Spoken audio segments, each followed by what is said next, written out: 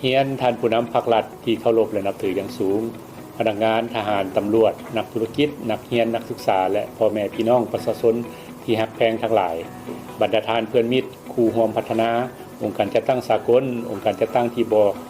สังกัดรัฐบาลและองค์การจัดตั้งทางสังคมนักข่าวและสื่อมวลชนที่ฮักแพงทั้งหลายข้าพเจ้าในนามต่างหน้าให้คณะผิดชอบจัดงานวางแสดงสินค้าเกษตรกรรมลาวประจำปี 2024หรือ Agriculture ลาว 2024ก็คือต่างหน้าให้กระทรวงเกษตรกรรมและป่าไม้มีความรู้สึกภาคภูมิใจและเป็นเกียรติอย่างสูงขอแจ้งมายังพนักงานทหารตำรวจนักธุรกิจพ่อค้าสาวขายพ่อแม่ประชาชนบรรดาเผ่าในนครหลวงเวียงจันทน์ก็คือในขอบเขตทั่วประเทศตลอดฮอดแขกต่างประเทศรับทราบเกี่ยวกับการจัดงานวางแสดงสินค้าเกษตรกรรมประจำปี 2024 ดังนี้การจัดงานวางแสดงสินค้าเกษตรกรรมลาวปี 2024 แม้นเป็นโอกาสที่สำคัญอย่างยิ่งสำหรับการยกระดับเวียกงานการผลิตเกษตรกรรมอยู่สปป.ลาวซึ่งกระทรวงเกษตรกรรมและป่าไม้มีหน้าที่ในการคุ้มครองมหาภาคเกี่ยวกับการพัฒนาเวียกงานเกษตรกรรมป่าไม้และพัฒนาชนบทโดยเฉพาะการสุขยุและการส่งเสริมโดยเน้นใส่การผลิตเกษตรกรรมสะอาดปลอดสารพิษเป็นมิตรกับสิ่งแวดล้อมทั้งกายเป็นเกษตรกรรมอุตสาหกรรมโดยนำใช้เทคนิคเทคโนโลยีที่ทันสมัยและก้าวหน้าแบบครบวงจรและยืนยงเพื่อค้ำประกันเสบียงอาหารและผลิตเป็นสินค้าส่งออกสู่ตลาดภาคพื้นและสากลให้นับมือนับสูงขึ้นจุดประสงค์ของงานวางแสดงสินค้าเกษตรกรรมปี 2024 ในครั้งนี้1มันเพื่อเป็นการโฆษณาเผยแพร่บรรดาผลผลิตเกษตรกรรมกลจักรเครื่องมือและนวัตกรรมเทคนิคเทคโนโลยีทางด้านการผลิตเกษตรกรรมที่ทันสมัย 2. ส่งเสริมแบ่งปันความรู้และสร้างความสามารถในขงเขตการผลิตเกษตรกรรมป่าไม้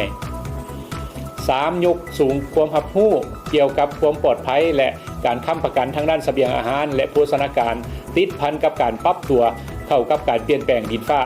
อากาศและ 4. ยกสูงการพัวพันระหว่างภาครัฐและเอกชนองค์การจัดตั้งสากลองค์การจัดตั้งที่บ่สังกัดรัฐบาลองค์การจัดตั้งทางสังคมและทุกภาคส่วนที่เกี่ยวข้องเพื่อเฮ็ดให้การจัดงานวางแสดงสินค้าเกษตรกรรมประจำปี 2024 ให้มีบรรยากาศคึกคืนม่วนซื่นและเต็มไปด้วยความหมายความสำคัญกระทรวงเกษตรกรรมและป่าไม้จึงได้เป็นใจกลางประสานสมทบกับภาคส่วนที่เกี่ยวข้องของภาครัฐและเอกชนเป็นต้นแม่นองค์การอาหารและเกษตรสมาคมนักธุรกิจเกษตรกรรมลาวและเดือนกันยาปี 2024 เป็นต้นมา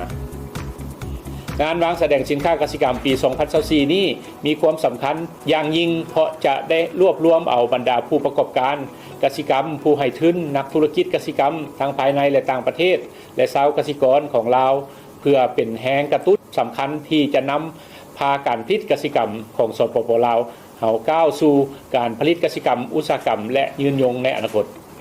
สำหรับกิจกรรมพ้นเด่นในงาน Lao Agriculture Expo 2024 นี้จะมีการแสดงผลงานการผลิตเกษตรกรรมแบบยืนยงการศึกษาเทคโนโลยีที่ทันสมัยในการเกษตรกรรมการวางแสดงอุปกรณ์และสินค้าเกษตรกรรมการสัมมนาและกองประชุมต่างๆสำหรับการสัมมนาและกองประชุมแมน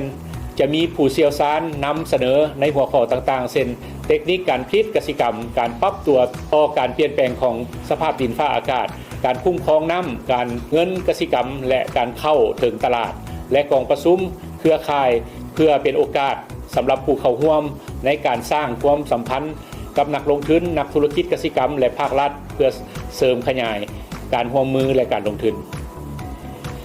บรรดาท่านที่นับถือและหักแพงข้าพเจ้าในนามต่างหน้าให้คณะผิดชอบ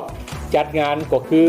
ต่างหน้าให้กระทรวงเกษตรกรรมและป่าไม้ขอเชิญชวนบรรดาท่านพนักงานทหารตำรวจนักธุรกิจพ่อค้าสาวขายตลอดฮอดประชาชนลาวบรรดาเผ่าในทั่วประเทศและแขกต่างประเทศเข้าร่วมและเที่ยวชมงานวางแสดงสินค้าเกษตรกรรมลาวปี 2024 ในครั้งนี้นำพวกข้าพเจ้าด้วยงานดังกล่าวจะได้จัดอยู่ศูนย์การค้าลาวไอเทคนครหลวงเวียงจันทน์ในระหว่างวันที่ 16-20 ธันวาคม ปี 2024 นี้และจะมีพิธีเปิดอย่างเป็นทางการในตอนบ่ายของวันที่ 16 ธันวาคม ปี 2024 สุดท้ายนี้เนื่องในโอกาสส่งท้ายปีเก่าและต้อนรับปีใหม่สากลที่จะมาถึงนี้ข้าพเจ้าขออวยพรไซอันประเสริฐมายังบรรดาทานการนำภาครัฐพนักงานทหารตำรวจนักธุรกิจพ่อค้าสาวขายตลอด ฮอดพ่อแม่ประชาชนบัดดาเฮาจงมีสุขภาพเข้มแข็งมีความผาสุกมีความเบิกบานม่วนซื่นและมีผลสำเร็จในหน้าที่แวกงานทุกประการขอขอบใจ